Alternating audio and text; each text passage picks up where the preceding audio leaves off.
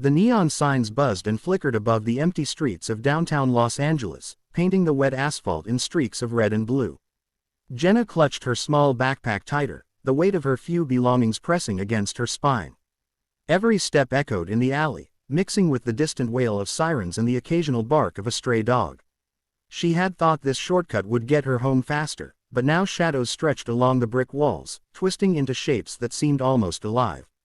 A man emerged from the darkness, his face half hidden under a hoodie. The glint of a knife caught the neon glow, flashing as he stepped closer. Jenna froze, every nerve in her body screaming to run, but her legs refused. Her breath caught in her throat, shallow and uneven. Panic surged, and for a fleeting second, she thought she might faint right there in the alley. "Give me your bag," the man hissed, waving the knife dangerously. Jenna's hands trembled, her mind racing for a way out. She could hear the faint pounding of her heart, drowning out everything else. She tried to back away, but the wall behind her offered no escape. Her mind flashed through memories of her parents warning her about dangerous streets, about strangers, about trusting no one.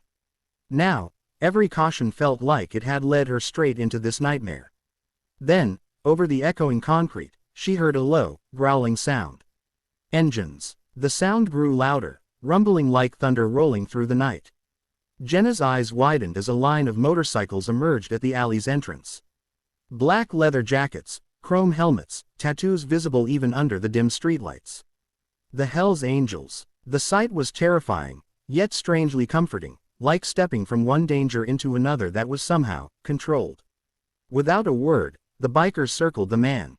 Engines idled, tires crunching against the gravel, the low rumble vibrating through the ground. He froze, the knife trembling slightly in his grip. 4 men on motorcycles, faces set in stone, their presence alone more threatening than any weapon he carried. One of them, a tall man with a tattoo curling up his forearm, dismounted silently. He approached Jenna slowly, his posture calm, deliberate. She didn't know whether to trust him or run, but something in his steady gaze told her she was safe.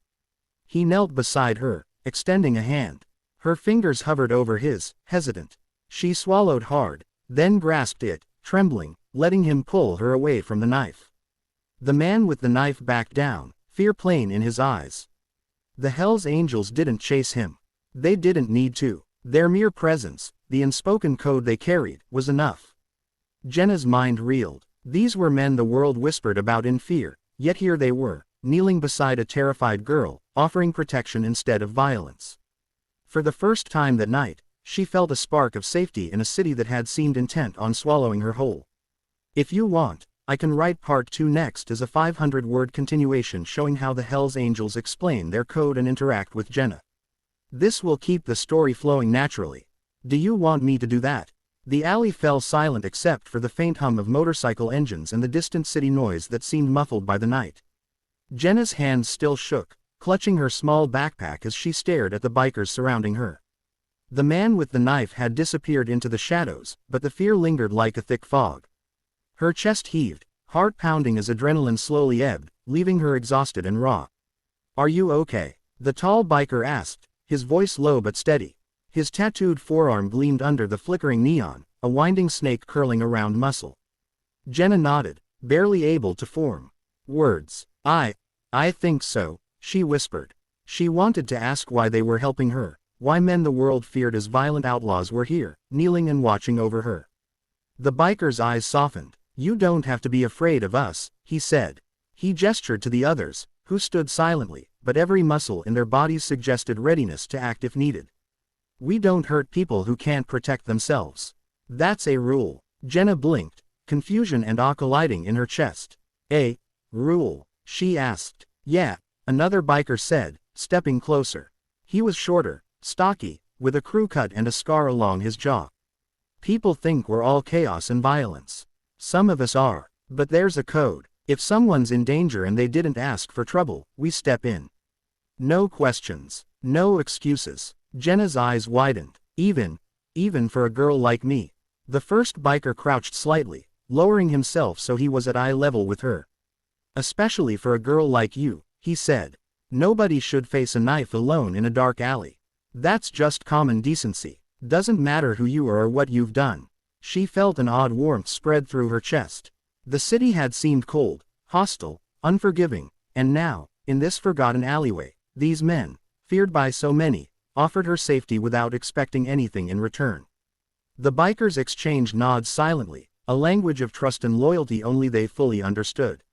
One by one, they knelt, some beside her, some near the alley's entrance, a silent shield against any further danger. It wasn't just protection, it was respect. They weren't looking for gratitude, they didn't want it. Their presence alone carried a message. Some lines, even in a lawless world, shouldn't be crossed. Jenna swallowed, her voice barely audible. Why kneel? The tall biker's lips curved into a faint, serious smile. It's respect. To show we don't come as conquerors. We come as guards. And in our world, kneeling isn't weakness, it's honor. She nodded slowly, the fear still lingering but mingling now with wonder and something she hadn't felt in a long time, trust. The Hell's Angels might be legends of chaos, but tonight, they had shown her another side, one of code, honor, and protection in a world that often had neither. For the first time in hours, Jenna felt the weight in her chest lift, replaced by a fragile, trembling hope. If you want, I can continue with part 3 at 500 words, showing how Jenna interacts with them further and the story starts unfolding more deeply. Do you want me to write part 3 now? Jenna's breathing slowly steadied as she sat on the curb, her small backpack still clutched to her chest. The alley that had seemed like a trap only moments ago now felt oddly safe. The Hell's Angels had not only stopped the threat, they had become her shield. She kept glancing at them, noticing the subtle signs of camaraderie, a hand resting on a friend's shoulder, a nod of silent acknowledgement, eyes scanning the shadows with unwavering focus. The tall biker, the one who had first knelt beside her, crouched again. You know, not everyone gets saved, he said quietly. His voice carried no judgment, only honesty. Some people just fall through the cracks. We try to make sure that doesn't happen if we can help. Jenna swallowed hard, the words sinking in. Her own life had been a series of cracks, wrong turns, bad luck, and streets that felt colder than the winter wind.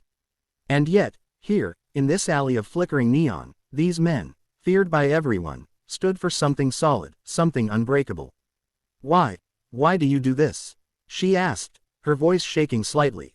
Aren't you supposed to, be criminals? The scarred biker shifted, resting one boot against the wall. People assume we're all bad, he said. Some of us are, but being feared and being cruel aren't the same. We live by a code. Protect the weak, respect loyalty, never start unnecessary fights. It's messy sometimes, sure, but it's our code. And tonight, that code meant keeping you safe. Jenna's eyes welled with tears she didn't know she had left. She had expected violence, danger, maybe even indifference, but not this. These men weren't saviors in the classic sense. They were real, flawed, dangerous, and yet, utterly dependable in the moment that mattered most. The tall biker extended his hand again, but this time not just to pull her up, but as an invitation to walk with them a bit, to leave the alley and head toward the safer streets. Come on, he said. You shouldn't be out here alone. Not after tonight. As she took his hand, Jenna realized something else. The motorcycles weren't just machines of intimidation. They were tools of freedom, of speed, of authority in a city that often ignored the powerless. The rumble of engines had been a warning to the man with the knife, yes, but also a lifeline to her. Walking beside them, she noticed the subtle details.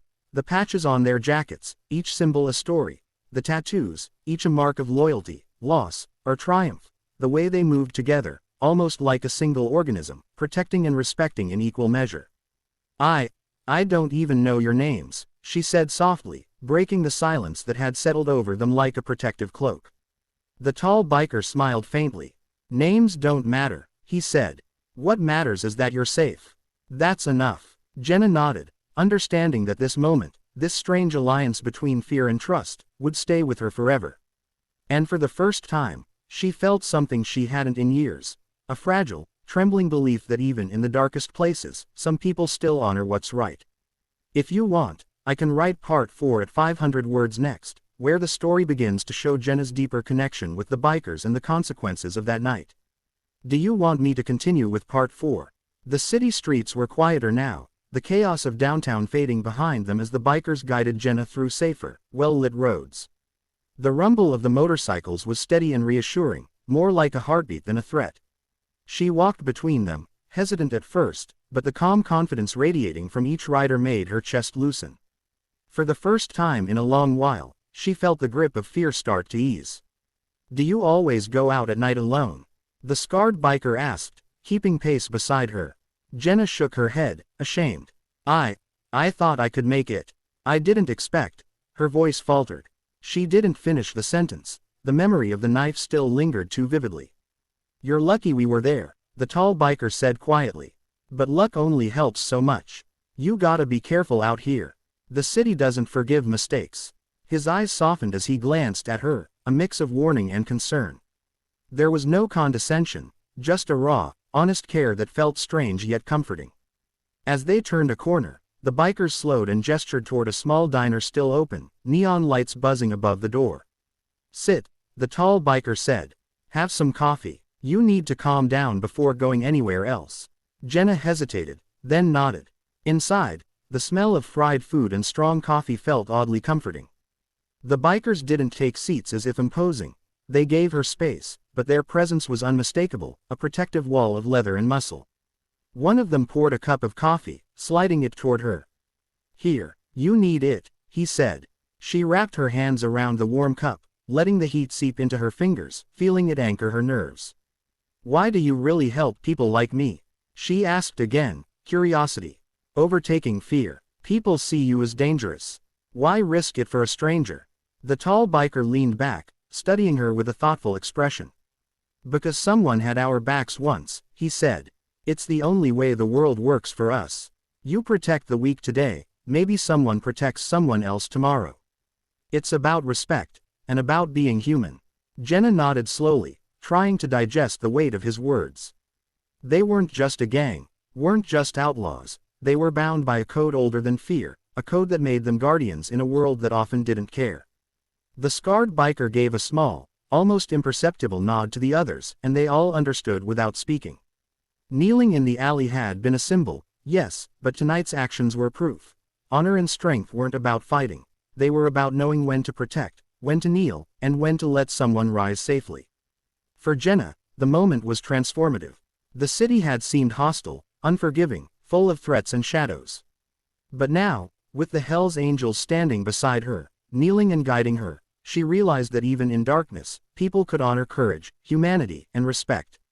When she finally stepped outside the diner, coffee in hand, the bikers fell into formation behind her, engines idling but quiet. Jenna felt something new, a fragile, trembling belief that even the most feared people could be heroes in ways no one expected. And tonight, they had proven it. If you want, I can write part 5 next as the 500-word conclusion, showing the aftermath of that night and Jenna's lasting impression of the Hell's Angels code. Do you want me to continue with part 5? Jenna walked slowly down the quiet streets, the city's neon glow fading behind her as the Hell's Angels motorcycles hummed softly in the distance. The warmth from the diner and the lingering echo of their presence made the night feel different, not just safer, but alive with a strange sense of order in a chaotic world. She clutched her backpack, but the weight now felt lighter, less like a burden and more like a reminder of what had just happened. The tall biker, the one who had first knelt beside her, rode up beside her on his bike, helmet in hand. "You're gonna be okay," he said, his voice calm and sure. "Tonight was dangerous, but you made it through. Remember that." Jenna nodded, tears prickling the corners of her eyes. It wasn't fear she felt anymore, it was awe, respect, and an understanding she couldn't quite name. Do you really live by that code all the time?" she asked, looking up at him. His eyes were steady, unflinching. "Always," he said simply. "It's who we are. It's not about being lawless. It's about knowing what matters, protecting the people who can't protect themselves, and respecting the rules we set for ourselves." The scarred biker gave a quiet laugh, shaking his head. "People see us as monsters, but we're human. We fight, sure, we break laws sometimes, but when someone's life is on the line, we step up. No hesitation, no exceptions. That's honor." Jenna stared at them, finally beginning to understand. These men, these legends of chaos, had kneeling in the alley, had risked themselves for a stranger, not because they had to, but because their code demanded it. They weren't heroes in the traditional sense, but they were something rarer, guardians in a world that often overlooked the powerless. She remembered the knife, the fear, the alley. And then she remembered the calm confidence, the silent protection, the kneeling that had felt more like a shield than submission. The memory made her chest tighten, not with fear, but with gratitude. "Thank you," she whispered, almost too softly for them to hear. The tall biker tilted his head, a faint smile tugging at his lips. "No need," he said, "just remember, pass it on. Help someone if you can. That's how the world changes, bit by bit." Jenna nodded, understanding that this wasn't about fame, recognition, or even fear. It was about living by a code that demanded respect and humanity, even in the darkest corners. The bikers revved their engines lightly, a signal they were moving on, disappearing into the night as silently as they had arrived. She watched them go, a strange mixture of fear and admiration in her chest. The city still loomed large and dangerous, but tonight had changed something inside her. People could surprise you. Strength could wear leather and tattoos, yet still bow to protect someone smaller, weaker, frightened. And honor could live in the most unlikely of places. Jenna turned toward her own street, the night feeling less empty, less hostile. And as she walked home, she carried with her a quiet, trembling belief. Sometimes, the fiercest warriors were also the gentlest guardians, and sometimes, a kneel could mean more than a fight ever could. If you want, I can also create 7 image prompts based on all 5 parts, and then generate a title, description, hashtags, and search tags for the story to make it ready for sharing online. Do you want me to do that next?